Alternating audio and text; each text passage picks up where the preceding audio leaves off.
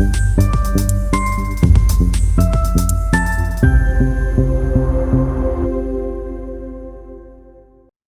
hello and welcome to the Creating Connections podcast, where I bring voices and perspectives from people who are making a difference for children's learning and development. I'm Rachel Stewart, and I'm passionate about connecting with people to share experiences and learn from each other, how we can best support children to thrive. As founder and director of Practically Learning, I specialise in developing the capacity of parents and educators through personal development coaching and professional learning programs that build relational capital and trust to engage in effective partnerships. I'm endlessly curious about what's happening in our world today, especially in our schools, and how we can share good news stories and strategies for what's working and how to improve the lives of children in our world today and for the future.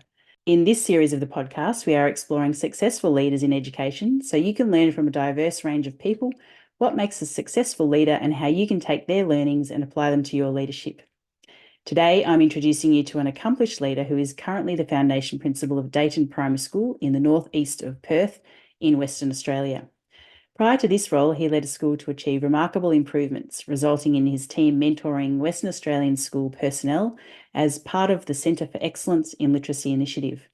He recently completed his PhD at the University of Western Australia, exploring standards for public primary school principals in WA. And this can be found on the University of WA website.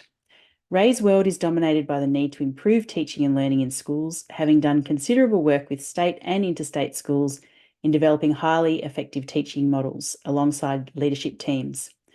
Prior to his career as a school leader, Ray competed at an international level, representing Australia at the World Cross Country Championship, in the marathon at the World Athletics Championships in Athens, and was a member of the Australian team that won the International Relay Championships in 1995. Ray and I will share in conversation about his passion for education, his experiences working in rural communities, and the improvements he's contributed to in each community. So I would like you to welcome Ray to our conversation today.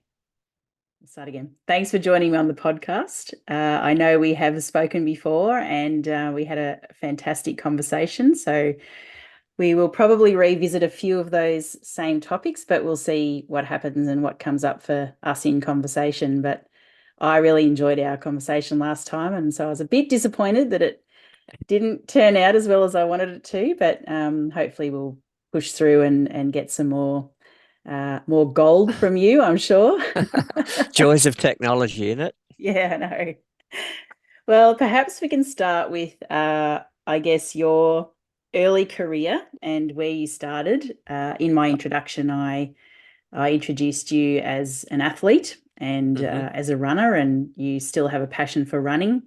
And I guess if we start there and where you started, when you started running, and what sort of led you into education, and then we'll take it from there. Yeah, sure. Well, I ran in my last year of Little A's, which back in my time in the 70s and 80s was 13-year-olds. I know it goes well beyond that now. But I started as a Little A. I did sort of hit and miss, and then went to high school in year 7, as they did again back in the 70s and 80s, and met my coach.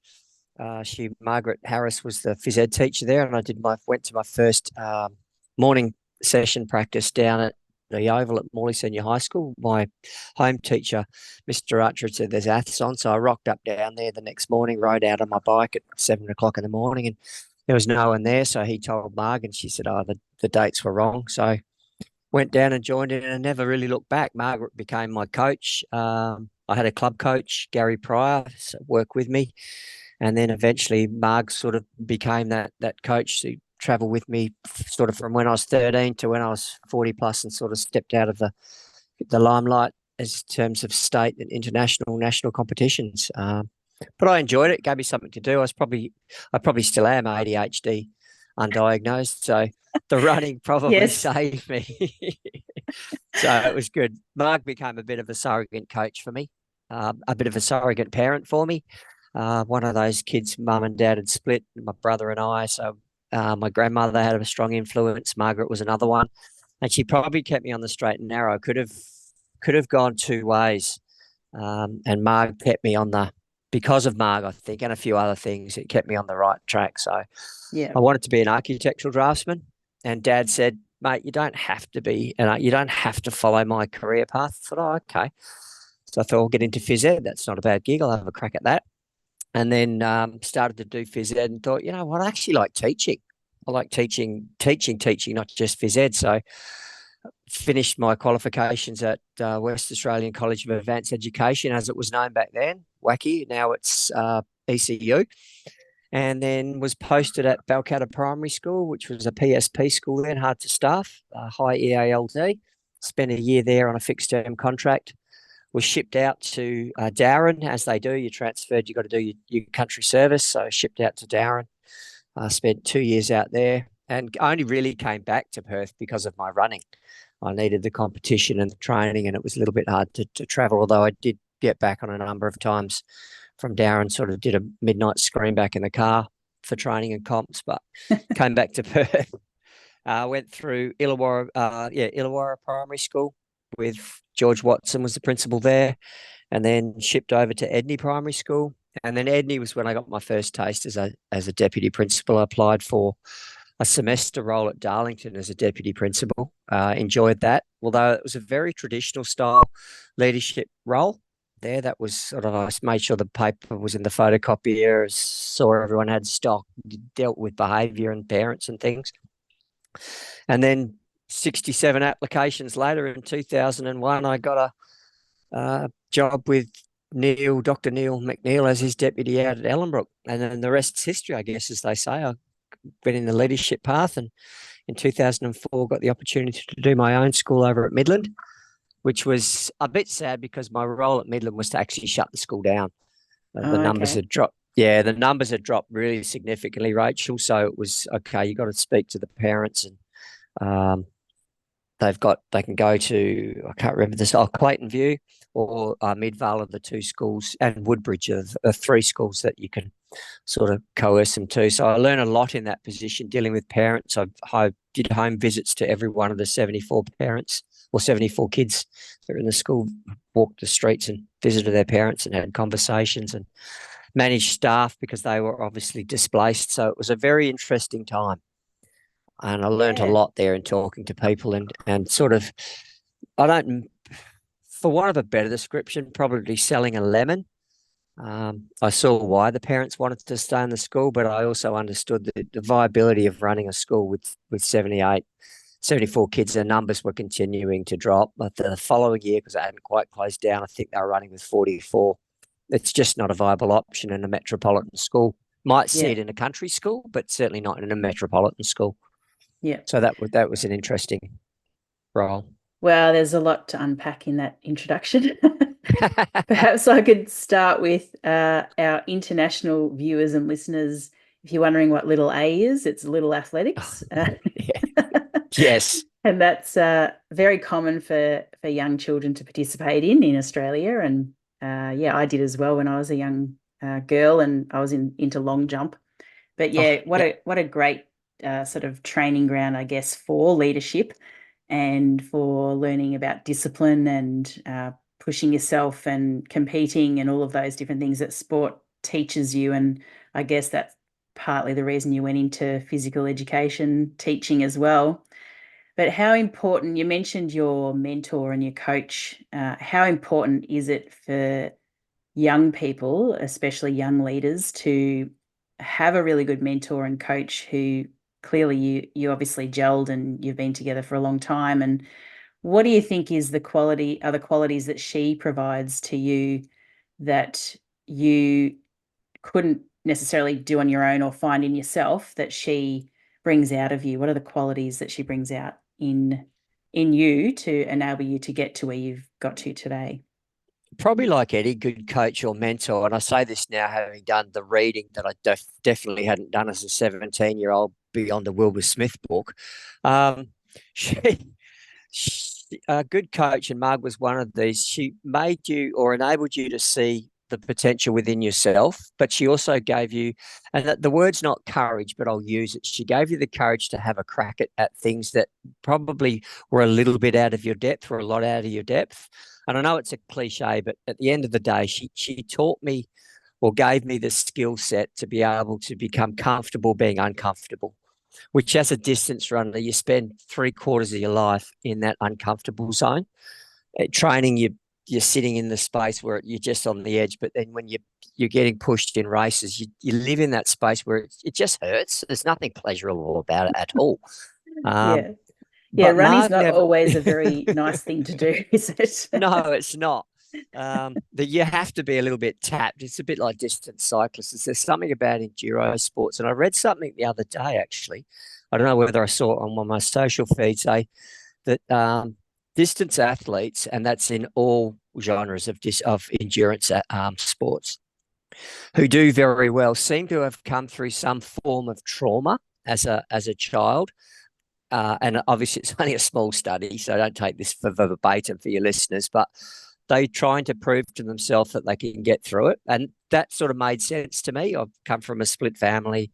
Um, sort of, we struggled a bit, but got there. So there's a level of trauma in that space, and you always wanted to prove yourself. But coming back to that question about Marg, I think Marg gave me that skill. She never did what my dad did. Dad was dad. It's like, don't do that. Whack. Okay, fair enough. Whereas Marg never said no, you can't do something. She would turn it so I thought about whether it was a good idea to do it or not. So it was always coming from me. Have you tried this? Have you thought about this? So it's the way the questions were framed and what she did with me that made the difference. And that's certainly something that I've brought into leadership. And again, Neil McNeil, when I bumped into him, and he's a big mentor of mine, was similar. Well, think about this, have a look at this, read this. So, but she never ever said no. Yeah. It was okay. Let's have a look at. I remember taking her a training diary when I would have been 13 and a half, 14, and it was 120 miles, which is up in the 200K, which I actually didn't start doing till I was in my late 20s for marathon training. And she said, "That's great, but let's just try. Let's have a work with this and bring it down a little bit." And we ended up we were running 23 mile a week. So She dropped me from 120 miles to 23 mile a week, which I thought was my doing. So that's that skill that a good coach and mentor has. They get you to Yeah. think about things a little bit differently, and To help you find which, the answers that you already have. yeah. So Yeah. they're in you, and that you just got to think about it. And that's what she did. She got me to reflect a lot and think about things, which is again important when you're racing, because like leadership in a school, every plan's great until first contact. So you get in a race and the things change. It's like, okay, well, we thought about this, but this isn't the plan. So what am I going to do now? I've got to think on my feet and make a change. So Yeah. she taught me to think about that and read what's happening in the race and be aware of what's going on around you. Which as a teenager, a boy particularly, you're not really attuned to what's happening around you. It's very self. So she made me think a little bit more. Yeah. And you've mentioned a couple of things, ADHD, undiagnosed, which I think a lot of us were. And I guess the trauma that you've been through and a lot of people who've been through who become leaders. What do you think is, I guess we'll touch on the ADHD part first. I think, um, what does it mean to have ADHD to start with? What are the traits do you think that you've brought to your leadership? And I think a lot of it's probably creativity and big picture thinking and always wanting to improve and be doing things and working on projects and perhaps feeling a bit scattered sometimes, but learning how to manage that. Yeah. Do you see that as a trait that has been a benefit for you in your work and in your leadership so far? Oh, it's a double-edged sword, Rachel. It works both ways. It's not great when I have to do something that is I'd rather stab myself in the eye with a sharp pencil. And that's when I really notice, like, how many times can you oh, look, this book needs adjusting, or yesterday, for example, this is a classic example of ADHD in action, or hyperactivity, whatever it was called back when I was a kid. I need to go and get a fitting for the thing that I'm working on in the shed. And on the way up, I've done 15 other things because they've caught my attention. And it literally took me an hour to walk from the shed to the house because of everything else I did along the way to get that small fitting to take back to the shed. Yeah. So that's the downside of ADHD. The upside of it is there's an element there which allows you, certainly in my case, to hyper focus. So you pay a lot of attention to detail, things that others may miss, and you really zone in on it. That's the bonus of it. But I know there's no such thing as what do they call it? Multitasking. But but with my brain, there's always so much going on that it's like I've got this. So I'm very aware of all the other things that I have to do. And I've had to teach myself to keep those things structured. And I Yeah. came up with the principle of Air Force One was one of the things that I came up with when I talk about that. And Rachel, my associate principal, and all my leadership teams are very aware of that phrase. And I mean, it doesn't help when my associate principal is also bouncing off the walls as well. So it's like, Rach, you need to focus on that. And then she'd go, geez, you can talk. Two peas in a pod by the sounds of it. Yeah. So look, Yeah. it has advantages and disadvantages. It's when you're on task and there's things that you're really passionate about, it's great. I mean, it Yeah. drives everyone else insane because you're hyper focused on it. Yeah. But when it's something like compliancy things, which would take a normal human being 5 minutes, it takes all day. Yeah. I'll go and see the kids in the class. Is I'll that go and is that ADHD or is that just procrastination? I think it's a bit of both. Yeah. I actually think it's a bit of both. So I mean, I'm definitely hyperactive. Yeah. I'm insomniac. I struggle to sleep. So I'm always doing stuff. I work better at night when everyone's gone to bed, which means I hate mornings because I'm tired. Yeah. So there's so many things where my world is just topsy turvy. Yeah. And I guess in terms of understanding the brain, that it all comes back to how our brains work, really, isn't it? Yeah, Because our ability to focus comes back to how the brain's operating, and multitasking isn't possible because the brain's not able to focus on many things at once, and yeah, so then it just tries to flit from one thing to the next. So, have you investigated or explored how the brain works further in your work in terms of how children learn and how to be able to, I guess, teach those children who have similar sort of challenges around focusing and those cognitive developmental skills that are so important for children, and how much, I guess, research and training have you done around that in terms of your improvement of understanding how the brain works? yeah. Training in terms of a teaching sense when I was going through universities, and I can't speak now, but I don't think it's probably improved that much, was 1 unit. One So you, unit. yeah, so you do a 3 year course. Back then it was 3 years. I've done a bachelor and a master's, etc., now, but it's a 3 year. So we do 1 unit, which is not. It's what's that? A semester. One semester, such a short. So it might have been something like 10 hours. But yes, I have done a lot more reading, and things have changed a lot. I always was one about let's make the room really bright and vibrant, and woo. That's probably the worst thing you could do for a kid with ADHD.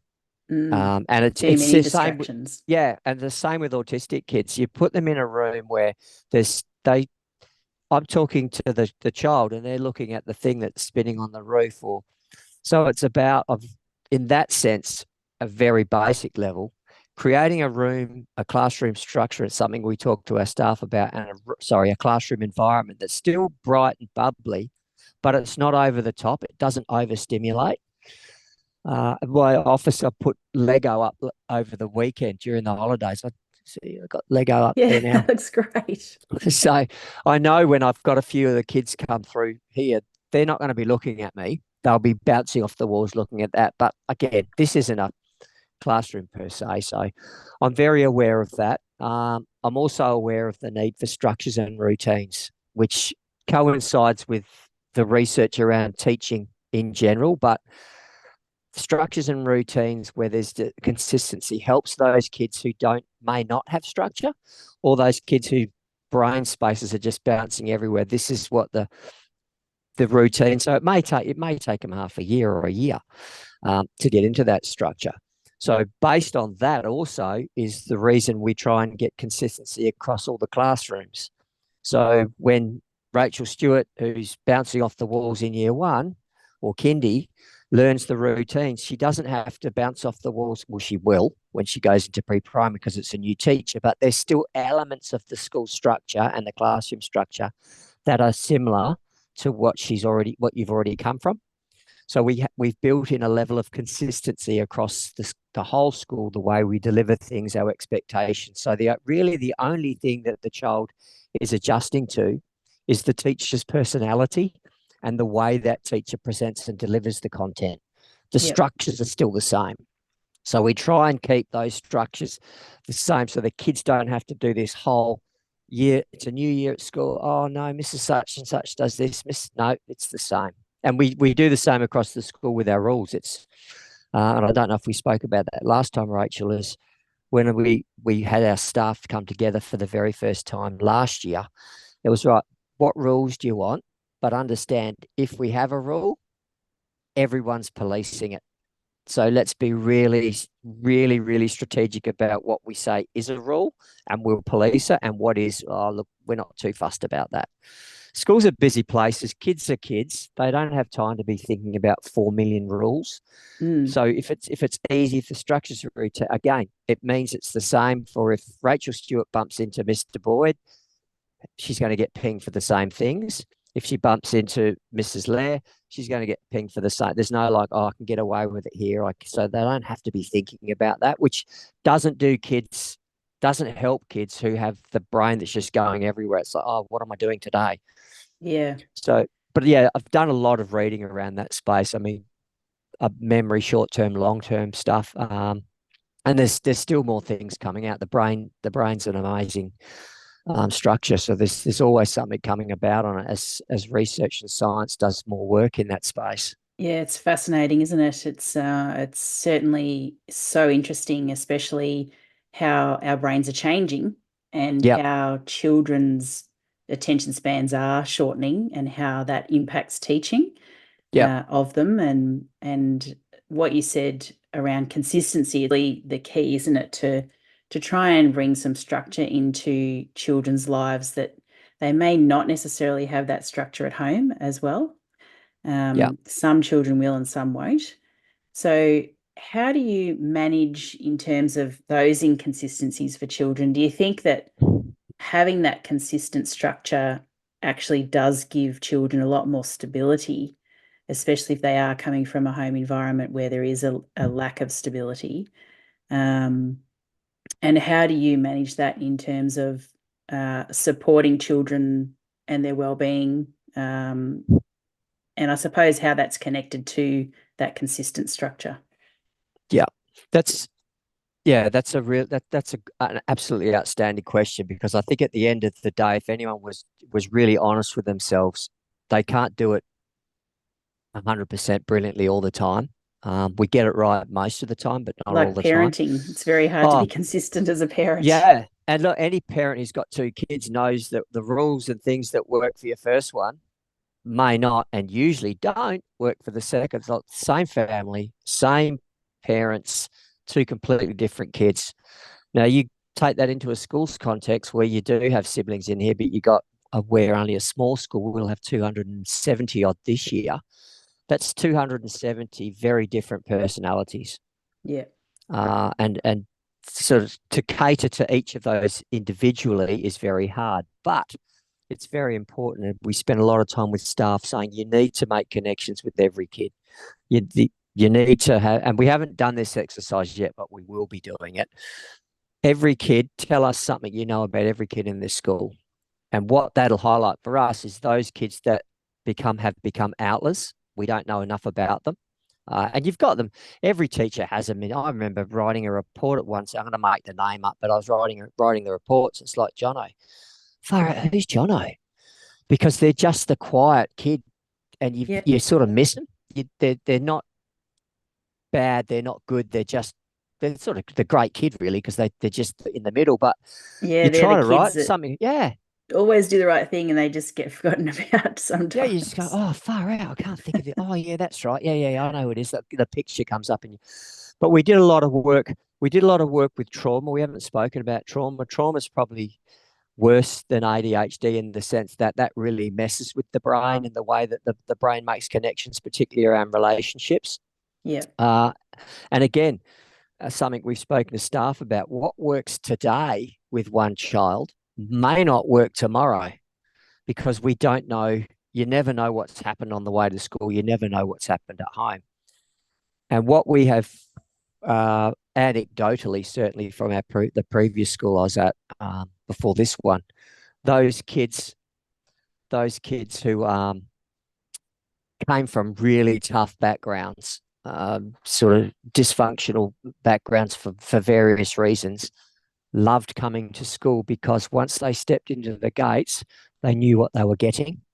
Yeah. It was the same. They knew the rules. They didn't have to think. It was they did this. They knew there was a consequence. And for some of those kids in the early days, it was really hard to say, look, I know Jono did this and Susan did that, but what did you do? Get that. That took us years to get that. But eventually, okay, they could see their role and they sort of understood that they could take a bit more control over what was happening in their lives based on what they did. But I mean, we had one little lass, and this is the reason actually I don't do homework in school, Rachel. When I say don't do homework, we encourage parents to read and, do your times table. But don't set kids' homework and certainly don't use it as an assessment tool because you don't know what the kids are going back to. This Yeah. little girl we had used to sit on the roof because it was the quietest place in the house to do her homework. Mm. So that's not. I was at another school where the kid was sleeping in a skip bin. That's like if mum had a bender or dad he was in a skip. It's like the kid can't do homework in a skip bin. Yeah. Um, so And again, a lot of people don't see that. That was new to me, and I thought I had a sort of not a rough upbringing, but certainly wasn't have a silver spoon in my mouth. But these kids were another level. I mm, thought, far out, how do you come to school? The fact the kid's even at school, give him a pat on the head and a biscuit. yeah. Yeah, it's a huge achievement just to get there. Oh, and it's those kids that never miss. They never miss a day of school, And it's especially if they've possibly made a because they feel connection. safe there. Yep. Yep. They've made a connection. We say to staff, something we've always said, if that kid comes to you every day, you need to give yourself a pat because they feel safe in your room.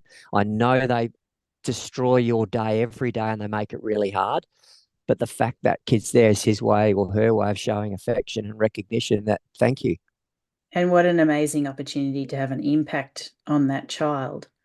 And I just want to touch on, I guess, the the trauma that you brought up before in your own life, coming from a separated family, and then how that has actually led you to have those skills of empathy, and which obviously come naturally to you because of what you've been through. And your way of dealing with trauma, I suppose, was to move into sport, and that can be a very healthy way to deal with trauma.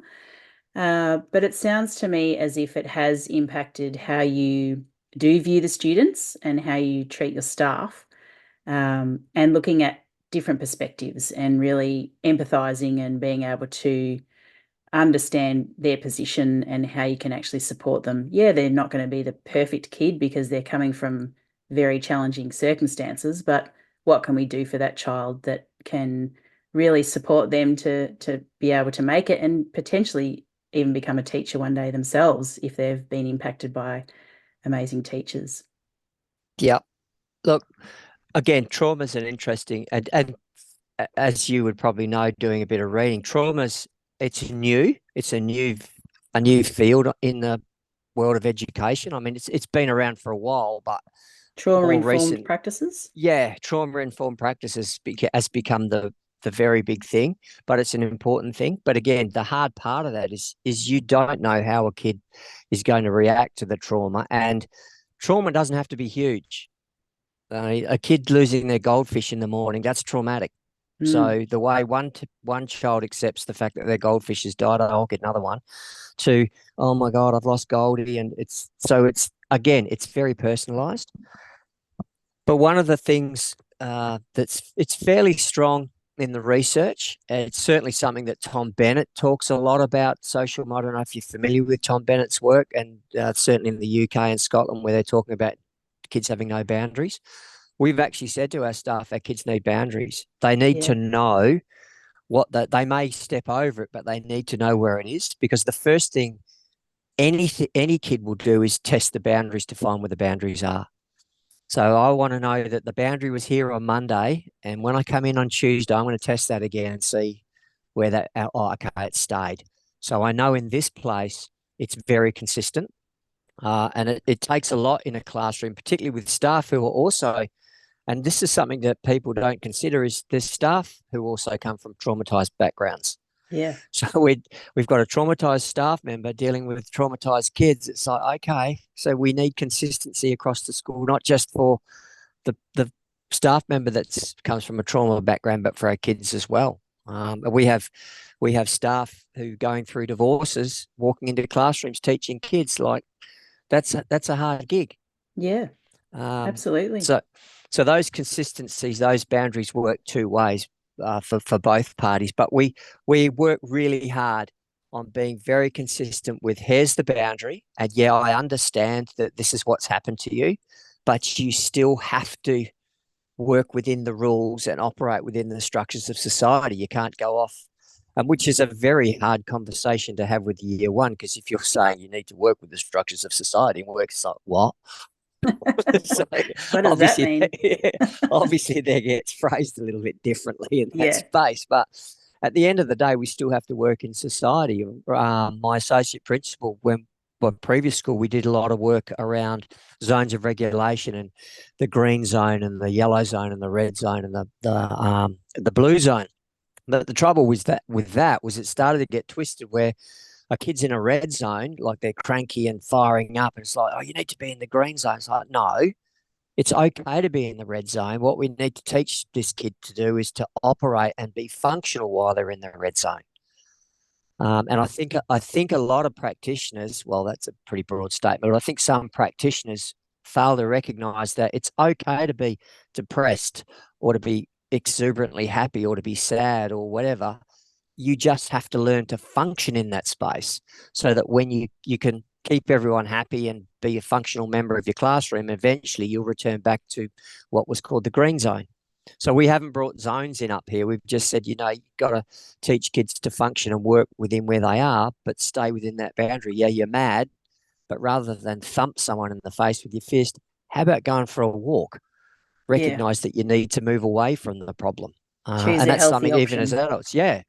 Adult, we will say, do not respond to a parent while you're in that mood. Do it tomorrow. Yeah. And it's a bit of a catchphrase. You probably heard it yourself. Sit on it. Don't respond. Yeah. Take some time to think about how you're going to Yeah. respond. Leave And of that course, reptilian brain at home. yeah, that's right. And of course, education is such a human-centered profession, and you really need to be thinking all the time and being aware of human behaviors and human nature and what's actually going on around you. So, how do you support your teachers as a leader of the school to manage their own awareness of what's happening and how to respond? Well, on a very simple level, the very first thing we've done is, if you can't give your class 110%, I don't want you coming to work. So we've just made, you don't, if you ring and say I can't make it, I don't need the 300-page essay of why you're sick, or get your husband to ring up. Just say you're sick. That's all I need. Yeah, So we've tried to create that thing where it's okay to be unwell, and to say, if you can't be here for whatever reason that is, off you go. And one of the simpler versions of that is, we say family first. If you've got a family crisis, then school's second. You've got to look after your family first, which may be yourself. Your mother's died, or your son's losing their first two, whatever that is. You deal with that, because the school will always be here. yeah, Uh, and I say it quite harshly. It's like, if you died tomorrow, we're going to fill your spot. There's not an issue. We're going to get another staff member.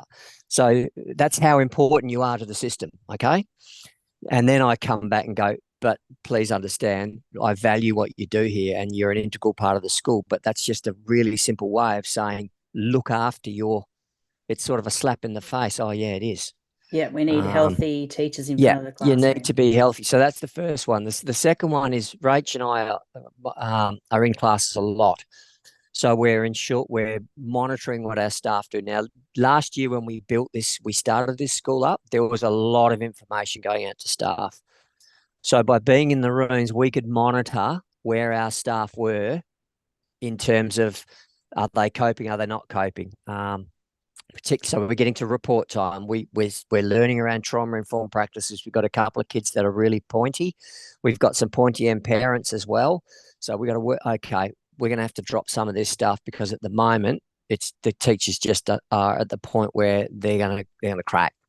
Yep. So it's also about reading the environment. Now's not a good time to give them more because they're not going to take it in. The same with we come back this year.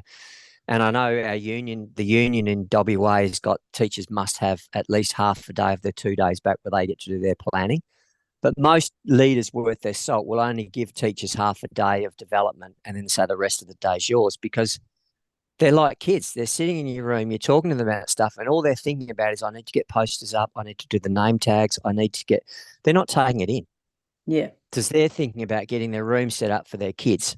So it's being aware that you've got 24 kids sitting in front of you and they don't really want to be there. They want to be in their rooms getting things set up for the other 24 kids who come into their classrooms in the morning and go, I don't want to be here, I want to be down the beach.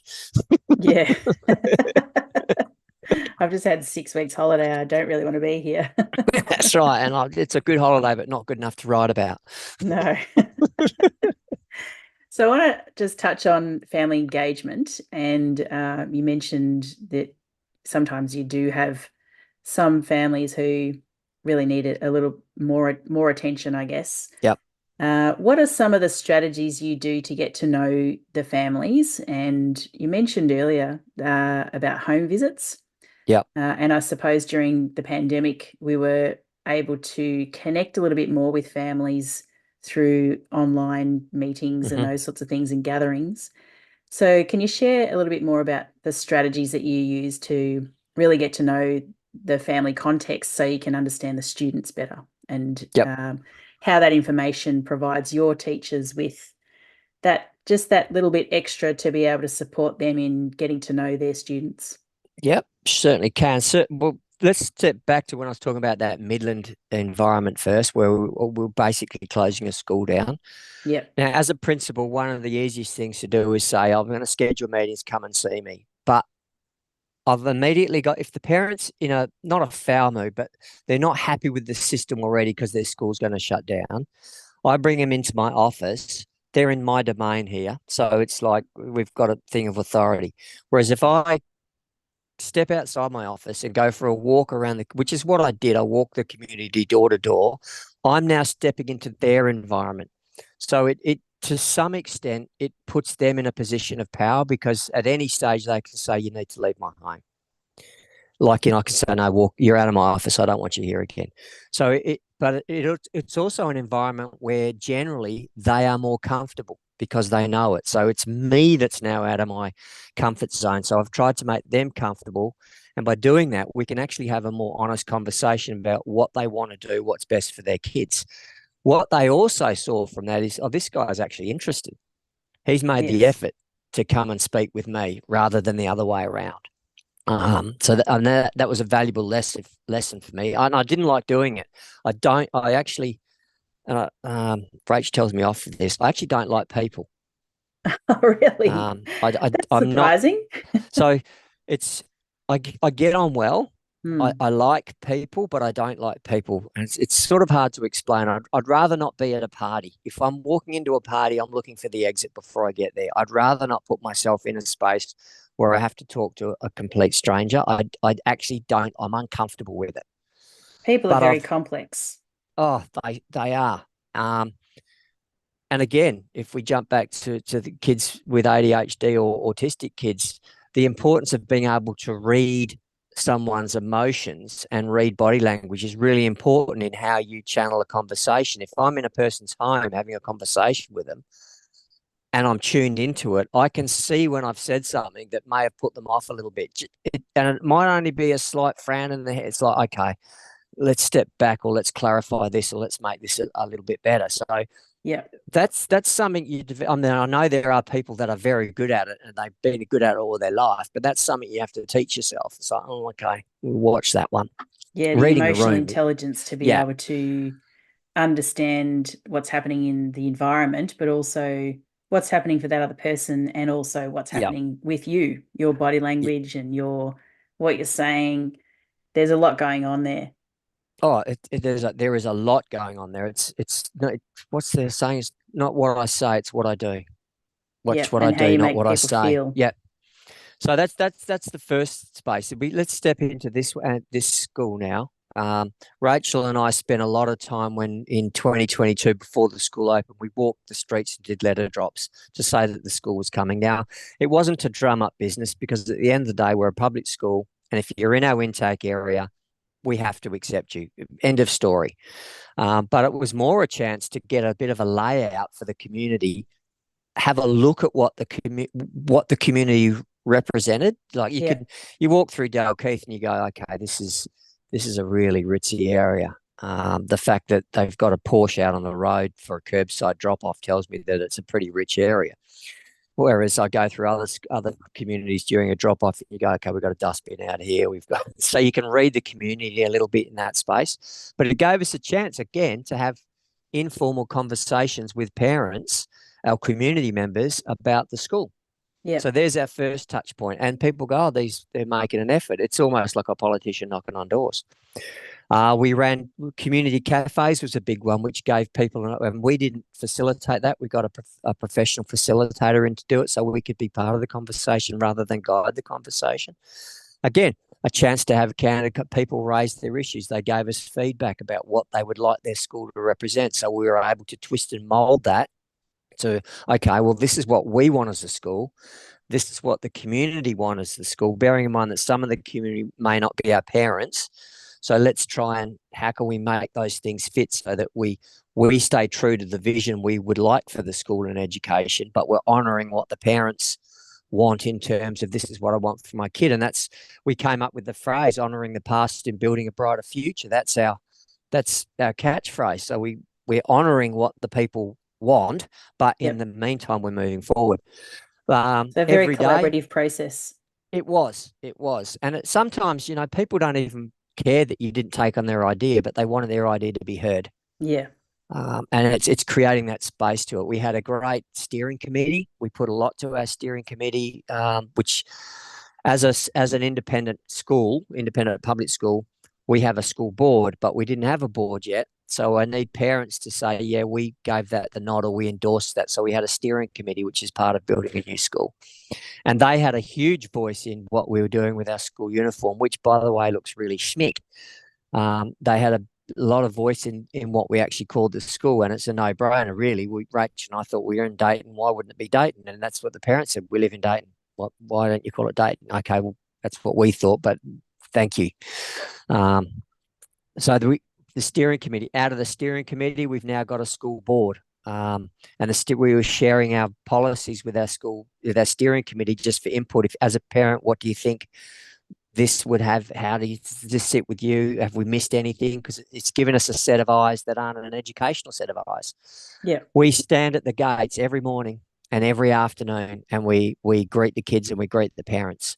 So there's another conduit. So what we're trying to create is this and it's not even trying to create it. We are open to conversation. You don't have to come and see us in our office. Yeah. Rachel makes an appointment with every parent who comes to the school, new kid. We sit in the office, myself and Rach, and we speak to the parent and we speak to the child. And we take them on a tour, and that's also where we lay down the ground rules. These are the expectations. Oh, no, no. I understand your child may have these complexities, but these are still the expectations within the school. Yeah. We will support him or her to get there. We'll give them, but the expectation does not change because your child has one leg or half an arm or their brain works differently to everyone else. Yeah. It's that notion of equity. It can't We be will different for support them. every single child because You it's can't do it. impossible. And that's probably the hardest conversations to have with parents, Rachel, is Mm. is oh, but yeah, that's great. But we've got 274 individual kids in here. The teachers cannot teach in a class of 27 personalized programs. What we'll get is nothing. So we teach to the common denominator. And I think that's, and I know we're jumping a bit here, I think that's what some people out of education miss is in a class of 32, yeah, each kid's an individual, but you can't have 32 individual programs and provide effective feedback and guidance. So the models that most schools use are the ones that are like a shotgun blast. For want of a better description, they capture most of the kids. And that's why we use this approach. And then we'll deal with the outliers. Yep. It's the most effective use of a teacher's time is this is the one I have to do because I've got 5 hours with these kids and I need to make it as effective as I can. And I can't spend 5 minutes with Jono and then 5 minutes with Susan and then 5 minutes with Mark. Since I've left Jono, he's now stumbled. I can't get back to him. He's going to have to wait another 55 minutes until I've been to every kid to get back to him. That doesn't work. So we use a structure that research tells us is the most effective, and that's what we use across the school because we're blanket shooting. We're trying to teach to everyone, and then we deal with the outliers, and that's Yep. where you get the individual programs. But trying to explain that to a parent who is emotionally invested, it's not easy all the time. Yeah. It's But not an easy as long important as they conversation understand. to have right at the beginning so that Yes, they understand what the expectations are.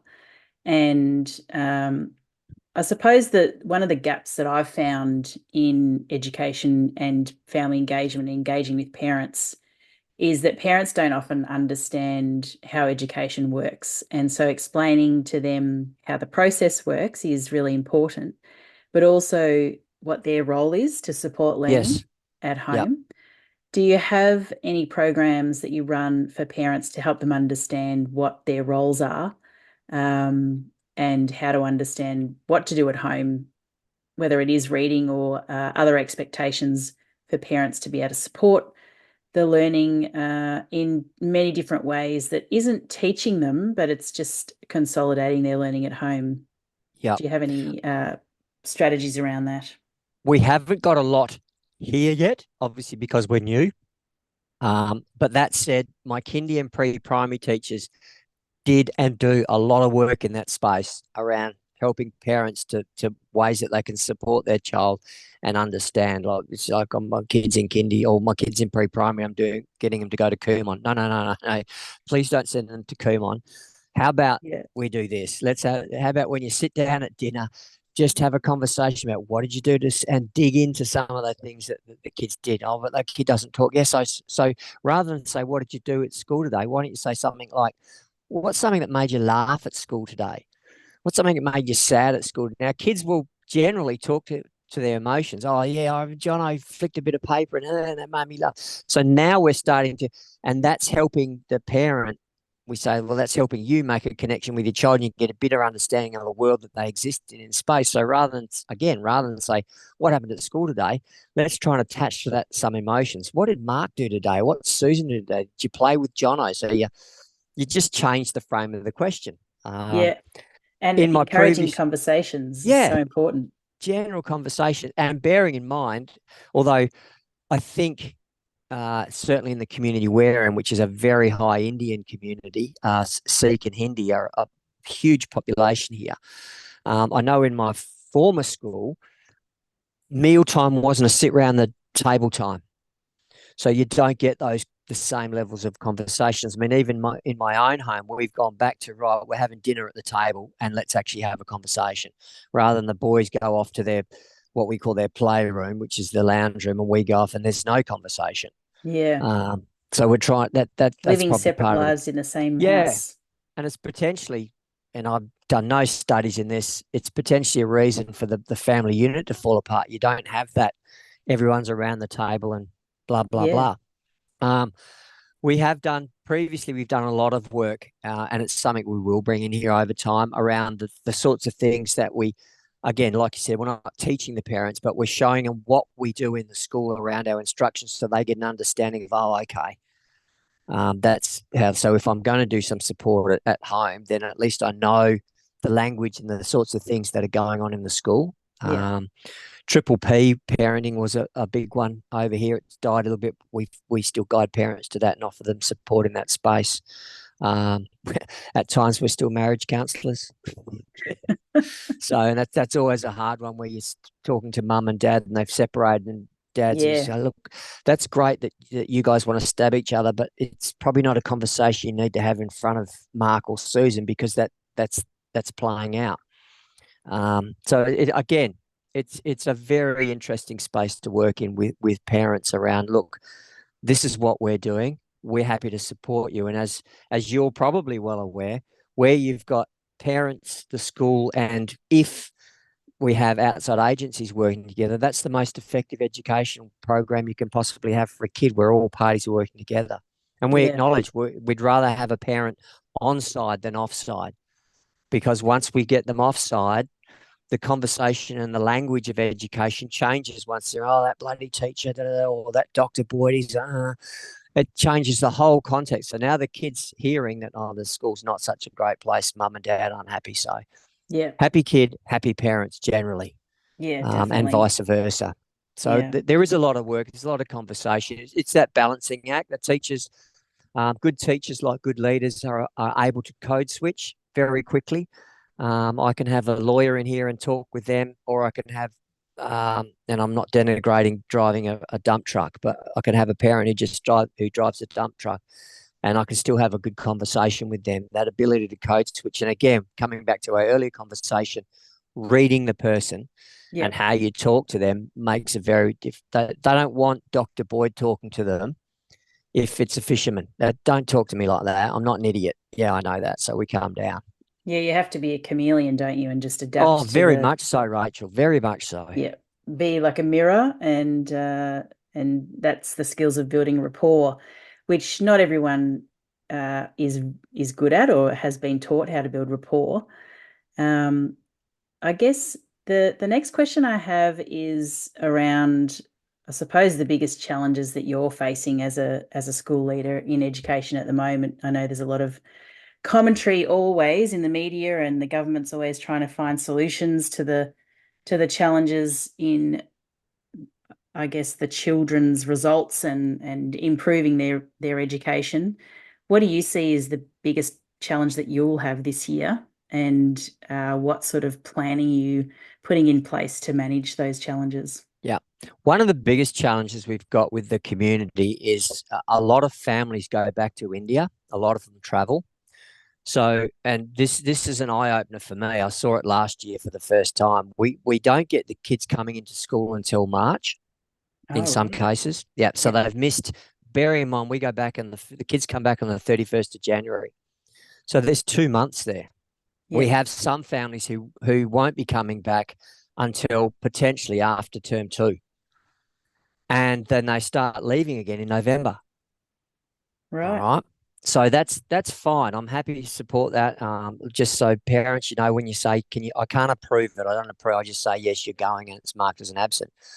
But then the problem we get is the the um, the language that then comes when the kid's back is, you need to catch my kid up. It's Ah. like, hang on a sec. We can't do that. It's like we can't make up 6 months. It's not here's the book, off you go and learn. And a lot of well, not a lot. Some people are of the belief, if you've got the book, then we're laughing. My kid's going away. Can we have the spelling book? Yeah, well, it doesn't quite work like that, because if he or she starts making that mistake, unless you correct them, then that mistake's going to become embedded and it becomes a problem. Um, we've made it very clear that we do not send, if you're going on a 6 week holiday, our staff will not provide your child with 6 weeks of homework while they're away, because education happens here. So we're spending a lot of time. One of the things we're doing within the community is spending a lot of time to say that education happens here. I'm not saying education doesn't happen outside, but teaching is an active process between the teacher and the student. There's a lot of variables in there. So us giving you a package isn't teaching. What that's actually doing is filling in some time while they're on the plane or whatever. You'd be Yeah. better off having the child write a diary about what they're doing, and then you have conversations with it. What it's It's really doing it's is really giving the complex. parent a sense of certainty that their child's still learning, when in I fact think so. Yeah. they are still learning, but in a different way if they're Yep. traveling. But like you said, the relationship between the teacher and the student and what the teacher is teaching them is missing, Yeah. is the missing piece. Oh, very much so. And there's also the element there of uh, let's take the education side out of it in terms of teaching. There's the social element too. Little Johnny or Fateh, who's been away, little Fateh's been away for 7 months or whatever, comes back in. He has to re-socialize himself and reconnect with Yeah. that group of kids in his classroom. Yeah. And And trying to bearing in mind, maintain he's also, friendships. yeah, and he's also doing that back out in the community, is re-establishing himself with his peer groups in his community. So not only is he re-establishing peer groups with his community, and that's a social and emotional intelligence and energy, he's investing that same social emotional energy in the classroom. It's like, and we're trying to teach him? Like, far out, this little kid's brain's cooked. He's trying to work out the dynamics of his peer group that he hasn't been with for 7 months, and we're now teaching him about the area of a triangle. Far out. And I'll just let you know, he's more interested in establishing the relationships there is about the area of the triangle. So Yeah. it's so hard. So That we, is we're a doing a lot of challenge, work in that space. especially because of cultural contexts and Yep. trying to get to know the families and what their needs are, but also really it needs to come back to the child at the center and what's best for Yep. them. And trying to navigate that and negotiate that with parents, I suppose, is probably, yeah, a very big challenge because they're not necessarily likely going to change their plans, Oh especially if no. they have to see family back home. And yeah, but I suppose it's an adjustment to the different diverse cultures that Yep. are coming to Australia Yep. and the challenges that some educators are facing at the moment. But in terms of challenge, I suppose it's more of an opportunity Yes. to really understand how to navigate this and how to really support the child as best you can around Yep. what the family is doing and helping parents understand why, yeah, missing all that socializing and their education is going to impact them greatly. So, Yep. And yeah, look, again, humans are very different. For one kid who misses school for 7 months, it may not make an iota of difference. They yeah, come back and they still go off and become a rocket scientist. But for other kids who may have other difficulties, that just exacerbates the problem. And it's twice. So again, it's like what works for this one doesn't work for this one. And we respect. I don't any of the conversation. I don't disrespect cultures in that. I respect it, fine, but understand there's a consequence that comes with that in terms of what we can and can't do as a school to support that. I'm very yeah. much around the going back, the pilgrimages, and um, I mean, crikey Moses, when I was at my previous school, when the World Cup was on, we lost 3/4 of the school. They went to the World Cup. Oh, really? And that was an eye opener for me because a lot of the families were battlers. They're real hard working families. It's like they can just rub two sticks together, and it's like World Cup, we're gone. So that just blew me away. It's like, okay, Priorities. I get it, I do get it, but wow. Yeah. Well, it's been a really interesting conversation with you once again. And if there's anything you would like to add before we finish, I'm more than happy to hear any more comments that you'd like to make. Look, at the end of the day, it's education is it's very complex. It's about what makes it complex is education, particularly in Australia, in fact, all over the world, has a very big political push for it. So, and the politicians want votes, and I get that. Don't have a problem with that. So you've got the politics, then you've got educators, and when I say educators, I'm talking about educators in the school. Then you've got educationist theorists who haven't been in a school and have never operated and managed in a school, and you've got parents who want the best for their kids. Yeah. And it's trying to get all those things to come to a balance. And you said it earlier, as long as we remain with the kid at the core, which most principals, most leadership teams, most teachers worth their salt. That's what they do. The kid sits at the core of that. But if we can get that understanding across everyone, I think we'd be a much better place. But it's just trying to find that balance. Yeah, and what a great profession it is in terms of personal and professional growth for sure. Well, thank you so much for your time, and yeah, hopefully this year goes well for you. Thank And you, Rachel. we'll stay in touch, definitely. It's been a pleasure to talk to you and hear your story and learn so much from you as well. So thank you once again. And I love talking to you. yeah, take care. We'll definitely talk again soon. All right, you take care. Okay, thanks. Bye. Bye.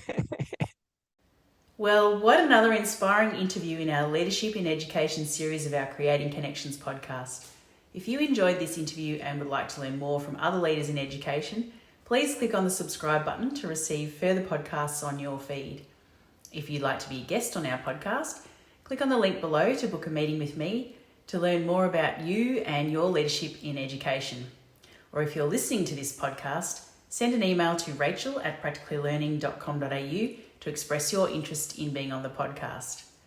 If you are a school leader or teacher with aspirations for leadership, but you're challenged with self-doubt, overwhelm, and whether you have what it takes to take that next step, our Connect with Your Mind Mastery Coaching Program can support you to work on your own self-mastery to become the leader you aspire to be. For further information about our coaching and professional learning programs, please visit our website at practicallylearning.com.au or click on one of the links below and visit our podcast for our future series of interviews to support you as the adults who are guiding children on their learning journey. I do hope you enjoy the rest of our episodes on our Creating Connections podcast, and I hope to meet you soon.